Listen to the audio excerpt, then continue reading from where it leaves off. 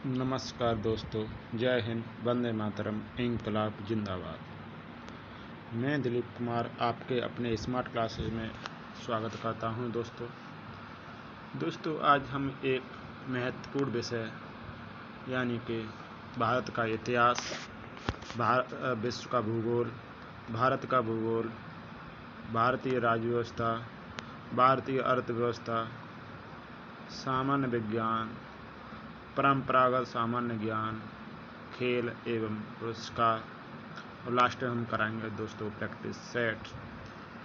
दोस्तों आपने अब तक तो बहुत ही कई किताबें पढ़ी होंगी, कई कोचिंग सेंटरों से पढ़ा होगा दोस्तों, लेकिन आज हम लेके आए हैं आपके लिए एक ट्रिकी विषय जिसमें हम पूरा इतिहास, भूगोल, अर्थशास्त्र, राज्य व्यवस्था, विज्ञान और खेल कूद हम ट्रिक के द्वारा बताएंगे दोस्तों किस तरह से हम अपनी ट्रिक को अपनाते हैं और किस तरह से हम आपको याद कराने की चेष्टा करते हैं दोस्तों। तो चलते हैं दोस्तों आगे। तो पहला है दोस्तों भारतीय इतिहास जानने के स्रोत। तो भारतीय इतिहास जानने के स्रोत क्या क्या हैं दोस्तों, देखिए। तो ट्रिक है हमारा पुराना एवं विदेशी धर्म। दोस्तों क्या है? पुराना एवं विदेशी धर्म। तो इसका मतलब क्या है दोस्तों? पुराना से हम पूरा उठाएंगे दोस्तों, जिसका मतलब है पुरातात्विक संबंधी साक्ष्य। एवं का मतलब है ऐतिहासिक ग्रंथ। विदेशी से मतलब है दोस्तों विदेशियों का विवरण। नंबर 4 पर है धर्म यानी कि धर्म ग्रंथ। हम इन 4 चीज़ों के अलावा हम किसी 5वें को हम भारतीय इतिहास जानने के स्रोतों को नहीं समझते हैं दोस्तों, केवल 4 को। तो कौन सा है दोस्तों? पुरातात्विक संबंधित साक्ष्य। नंबर 2 ऐतिहासिक ग्रंथ।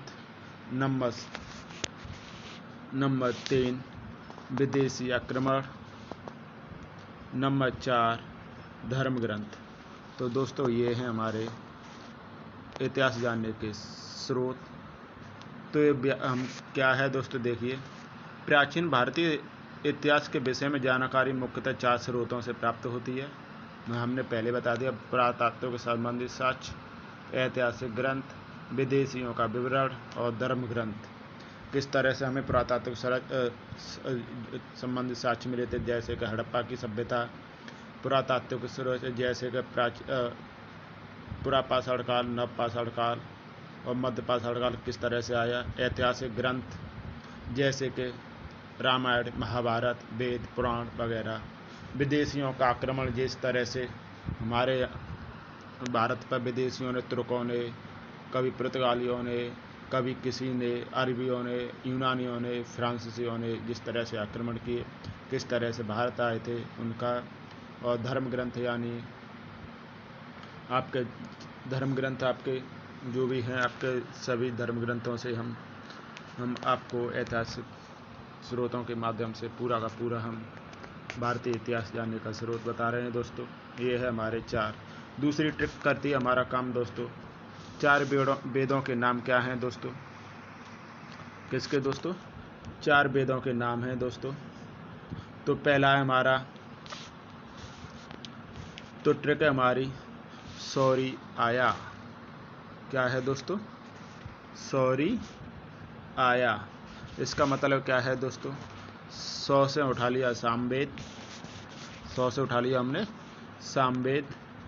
दूसरा री से उठा लिया ऋग्वेद, आपका आ से अर्थवेद और या से यजुर्वेद। तो ये है हमारे 4 वेदों के नाम। सौरी आया। नहीं किसी को याद आता है तो दोस्तों क्या बोलेंगे?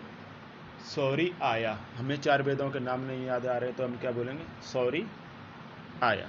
तो इसका मतलब क्या है? सामवेद, ऋग्वेद, अथर्ववेद और यजुर्वेद। तो इसकी व्याख्या है दोस्तों, वेदों की संख्या 4 है। इसमें से इस प्रकार है। पहला ऋग्वेद, सामवेद, अथर्ववेद और यजुर्वेद। इसमें से सबसे प्राचीन वेद हमारा ऋग्वेद है एवं सबसे बाद का वेद अथर्ववेद है। यजुर्वेद गद्य एवं पद्य दोनों में लिखा है दोस्तों। जबकि सामवेद भारतीय संगीत का जनक है। जो हम आजकल संगीत गाते हैं, सारे गामा पा दीना सा, जो आपके हैं ये 7 स्वर, वो भी हमारे इसी वेद यानी सामवेद से उठाए गए हैं। अर्थर्वेद रोग निवारण का, तंत्र मंत्र, जादू टोना, स्वाप, वशीकरण, प्रेम विवाह आदि विषयों से संबंधित है दोस्तों। इस तरह से 4 वेद हैं हमारे। 4 वेदों आगे है 4 वेदों के उपनाम क्या हैं दोस्तों? क्या दोस्तों? 4 वेदों के उपनाम। तो पहला क्या है? अगाध आयु। क्या है दोस्तों? अगाध आयु। तो इसका मतलब है अ से है दोस्तों अर्थशास्त्र। दूसरा है दोस्तों ग से है गंधर्ववेद, ध से है धनुर्वेद और आयु से है आयुर्वेद। तो ये हैं हमारे 4 उपवेदों के नाम। तो कौन सा वेद दोस्तों? अर्थशास्त्र, गंधर्ववेद, धनुर्वेद और आयुर्वेद। इस प्रकार तो हमारे 4 वेद उपवेद होते हैं दोस्तों। 6 वेदांगों के नाम हैं। अगर किसी को 6 वेदों के नाम नहीं याद हैं दोस्तों, तो देखिए सुनिए। निज छवि शिशु, निज छवि शिशु। तो नि से निरुक्त दोस्तों, नि से निरुक्त, ज से ज्योतिष, छ से छंद, बी से व्याकरण, सी से शिक्षा और सु से सूत्र। तो किस तरह से याद करेंगे दोस्तों? निज छवि शिशु क्या है? 6 वेदों के नाम है। क्या है दोस्तों? 6 वेदों के नाम है। कौन सा है दोस्तों? निरुक्त, ज्योतिष, छंद, व्याकरण, शिक्षा एवं सूत्र, जिसे हम कल्प कहते हैं दोस्तों। इसी प्रकार हम आगे चलते हैं दोस्तों। 7 ब्राह्मण ग्रंथों के नाम हैं दोस्तों। कौवे 5 7 जमे गोते। आपने कौवे 5 7 जैम गोते। ब्राह्मण यानी आपने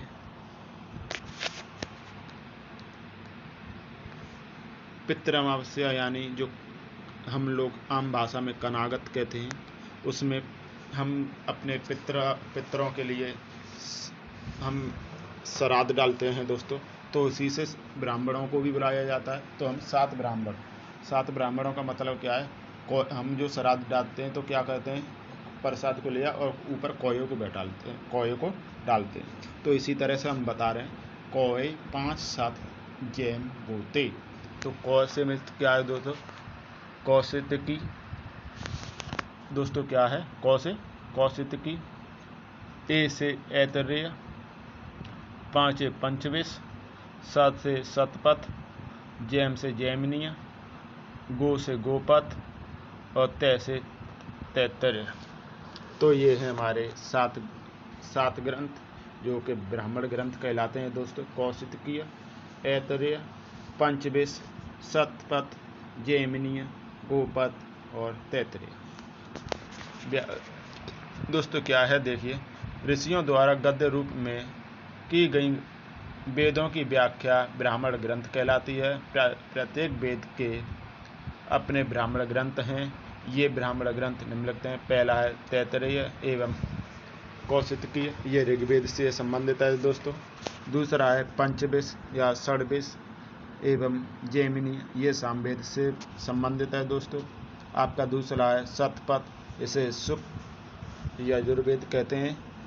तैत्तरीय ये कृष्ण यजुर्वेद कहलाता है दोस्तों। और गोपथ यानी अर्थर्वेद कहलाता है। ये हमारे 7 ब्राह्मण ग्रंथों के नाम हैं। आगे दोस्तों,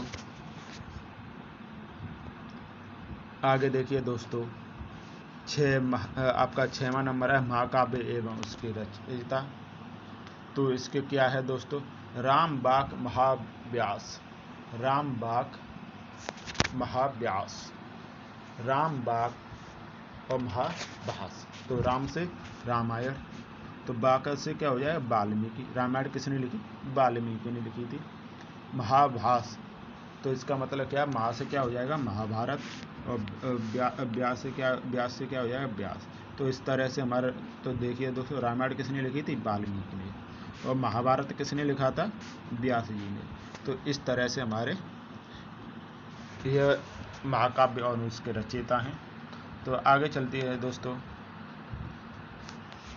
कुछ प्रमुख उपनिषदों के नाम हैं दोस्तों। तो उपनिषद का मतलब क्या है? जो गुरु के पास में बैठा होता है उसे हम उपनिषद कहते हैं। तो गुरुओं के द्वारा जो लिखे के समीप जो बैठे हैं उनके द्वारा जो लिखे गए हैं। तो एक प्रश्न, श्वेत बृहत मुँह कौन? एक प्रश्न, श्वेत व्रत मुछ कौन? तो इस क्या है? उपनिषदों के नाम है दोस्तों। क्या है दोस्तों? एक प्रश्न, श्वेत व्रत मुछ कौन?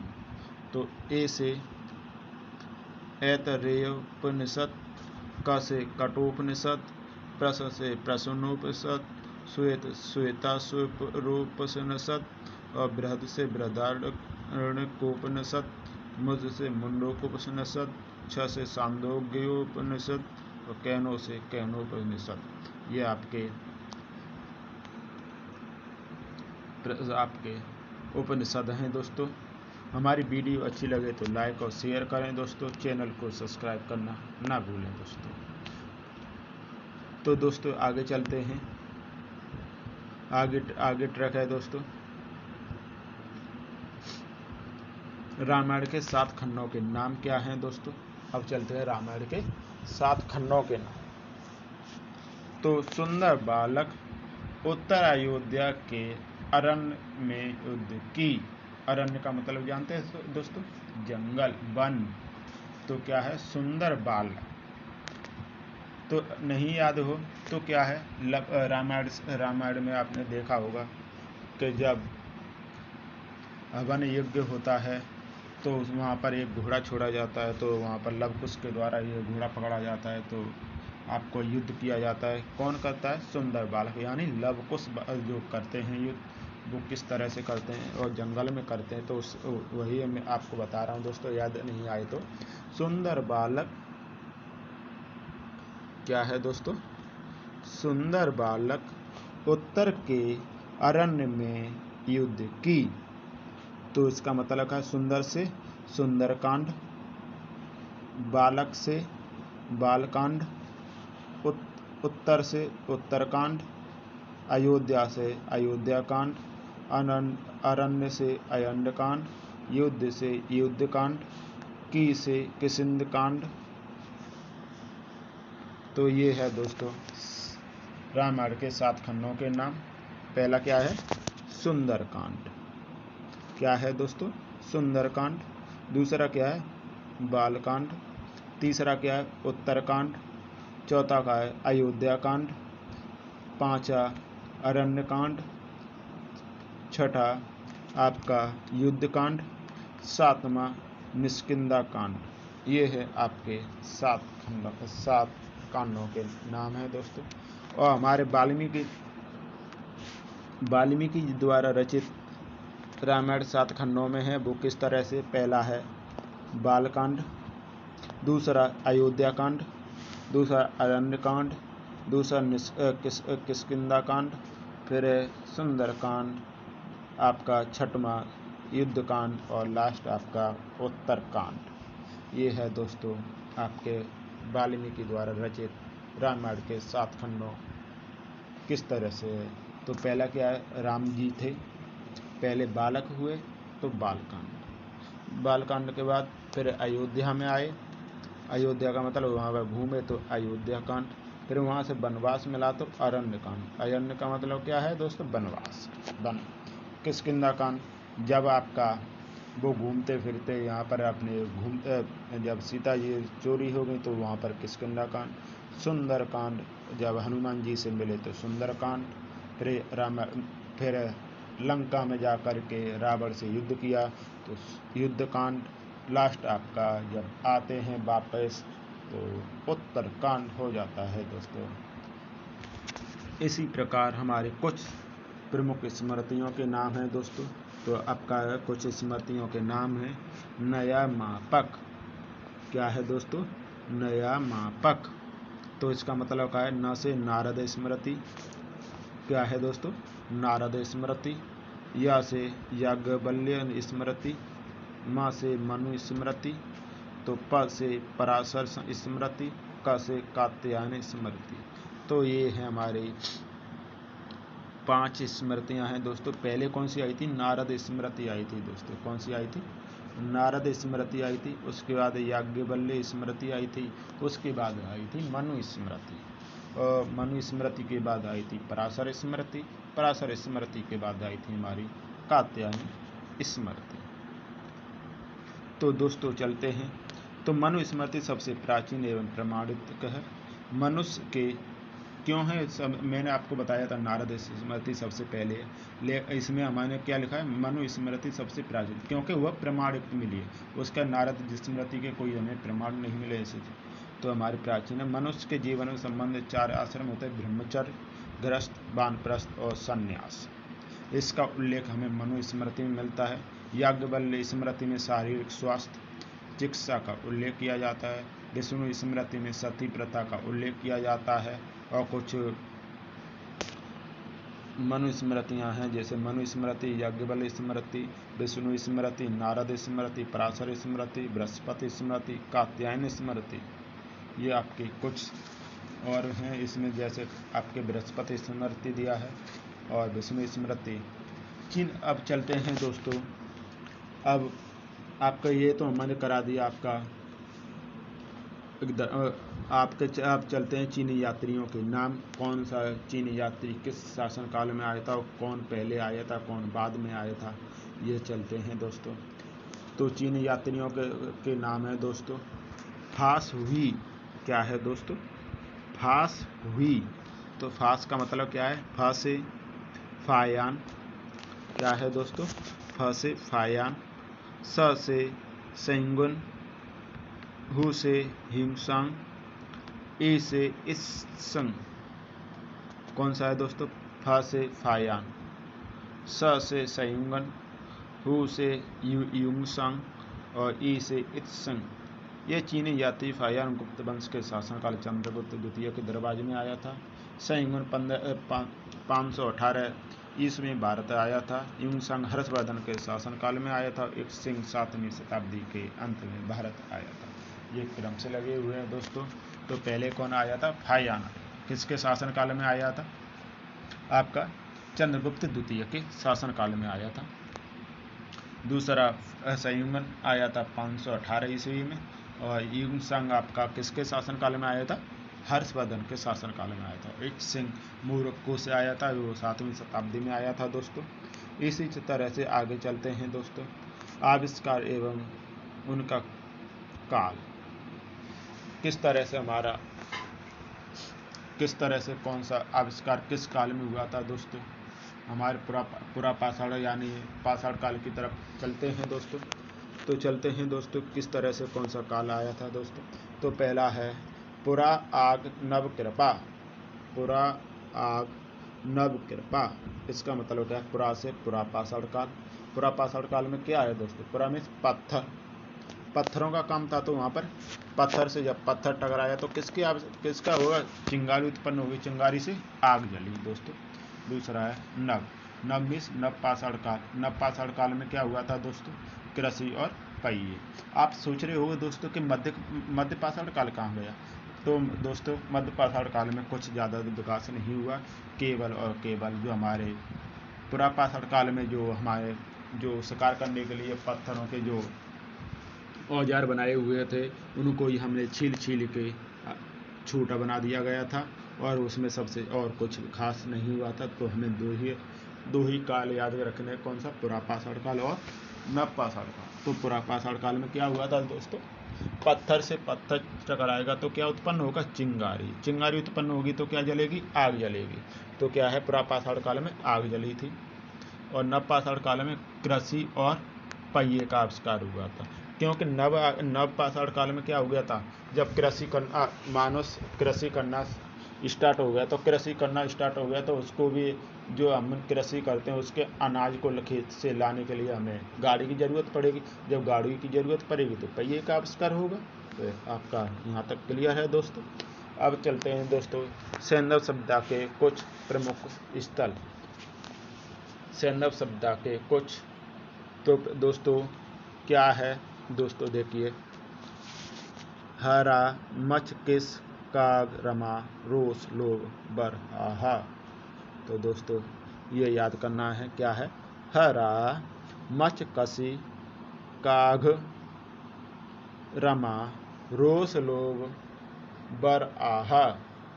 तो इसका मतलब क्या है, ह से हड़प्पा, क्या है दोस्तों, ह से हड़प्पा, र से रावी, म से मोहनजोदड़ो, च से चहुंदड़ो, क से कोटदीजी, का से कालीबंगन, घ से घग्गर, र से रंगपुर, म से मादर, रो से रोपड़, स से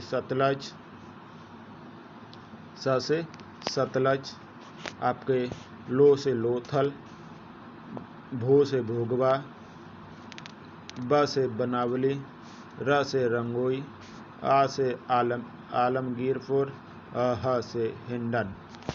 तो ये है आपके सैंधव सभ्यता के प्रमुख स्थल यानी सिंधु सभ्यता के प्रमुख स्थल हैं दोस्तों। तो आपके इसमें से सबसे महत्वपूर्ण है आपका हड़प्पा, मोहनजोदड़ो, चहुंदड़ो, कालीबंगन,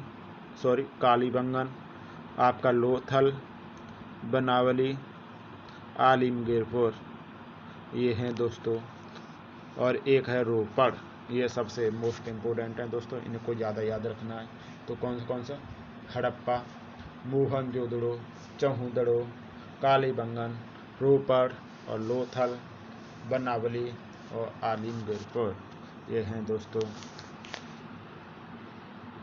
तो किस तरह से है, तो अब देखते हैं दोस्तों, अब आपको हम समझाते हैं। तो हमारा हड़प्पा सभ्यता और किस तरह से क्या है दोस्तों, आगे देखते हैं, चलिए दोस्तों।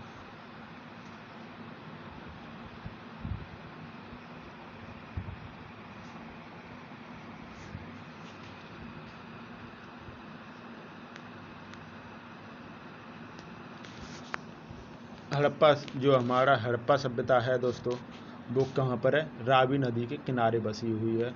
और मोहनजोदड़ो और चहुंदड़ो कहाँ पर है दोस्तों, कोटदीजी के नदी के किनारे बसी हुई है। और कालीबंगन कहाँ पर है दोस्तों, कालीबंगन बसी हुई है हमारी कहाँ पर बसी है दोस्तों, घग्गर पर बसी हुई है। और रंगपुर मादर नदी के तट पर बसी हुई है। रोपड़ कहाँ पर है दोस्तों, सतलज पर बसी हुई है। और लोथल हमारा एक बंदरगाह है, वो कहाँ पर है दोस्तों, भोगवा नदी के किनारे पर है। बनावली कहाँ पर है दोस्तों, रंगोई पर है दोस्तों। और आलिमगीरपुर कहाँ पर है, हिंडन पर है दोस्तों। तो आपका याद आ गया दोस्तों, मैं आपको टिक लगवा रहा हूँ दोस्तों।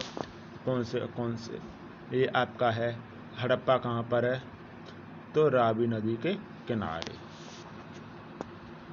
तो आपको चिन्ह लगवा रहा हूँ दोस्तों, देखना दोस्तों। तो आपका रावी हो गया, आपका मोहनजोदड़ो और चहुंदड़ो है आपका कोटदीजी के पास, और कालीबंगन है आपका घग्गर के पास, रंगपुर है दोस्तों मादर के पास, रोपड़ है आपका सतलज के पास, लोथल है आपका भोगवा के पास, और बनावली है दोस्तों रंगोई के पास, और आपका हिंडन आलिमगीरपुर है हिंडन के पास। तो इस तरह से हमारे ये सैंधव सभ्यता के जो स्थल हैं वो इस तरह से बसे हुए हैं दोस्तों। तो चलते हैं आगे। सिंधु सभ्यता के बंदरगाह मुख्य दोस्तों क्या हैं, सुनिए देखिए दोस्तों। सुल बंदर, क्या है दोस्तों, सुल बंदर का मतलब क्या है दोस्तों, देखिए सुल बंदर का मतलब है दोस्तों, सु से सुतकोटड़ा, क्या है दोस्तों, सु से सुतकोटड़ा, लो से लोथल और ब से बंदरगाह। ये क्या है दोस्तों, सुतकोटड़ा और लोथल क्या है, हमारे बंदरगाह हैं दोस्तों। तो क्या है, सुल बंदर। अगर नहीं याद हो तो क्या बोलना है, सुल बंदर। बंदरगाह याद हो जाते हैं दोस्तों। आगे है दोस्तों, हड़प्पा एवं मोहनजोदड़ो के खोजकर्ता कौन कौन से हैं दोस्तों? तो क्या है मोहनजोदड़ो के खोजकर्ता? और हदमोर। हदमोर का मतलब क्या है दोस्तों, ये समझ लिए। हड़प्पा और मोहनजोदड़ो के खोजकर्ता हैं। तो ह से क्या हो गया, हड़प्पा हो गया। तो हड़प्पा को किसने खोजा था दोस्तों? तो दयाराम साहनी ने खोजा था दोस्तों। मोहनजोदड़ो किसने खोजा था दोस्तों? तो ये राखलदास बनर्जी। तो इसका मतलब क्या है, एक और ट्रिक बता रहा हूँ दोस्तों। जब हृदय में दया आएगी तो हम क्या कहते हैं? मोहन राख हृदय में दया। मोहन राख हृदय में दया। इसका मतलब क्या है? हड़प्पा से दयाराम साहनी, मोहन यानी मोहनजोदड़ो, राख मीन्स राखलदास बनर्जी, हृदय मीन्स हड़प्पा और दया मीन्स दयाराम साहनी। तो दोस्तों ये हमारी ट्रिक। इसी तरह की ट्रिकी जीएस पढ़ने के लिए हमारे स्मार्ट क्लासेस के चैनल को सब्सक्राइब करें और इससे जुड़ना ना भूलें दोस्तों। और वीडियो अच्छी लगे तो लाइक और शेयर करें और दोस्तों के साथ में ज़रूर शेयर करें दोस्तों। आपका एक लाइक हमारे को मोटिवेटिव करते देता है वे दोस्तों, और कुछ नहीं दोस्तों। तो रखते हैं। जय हिंद, वंदे मातरम, इंकलाब जिंदाबाद।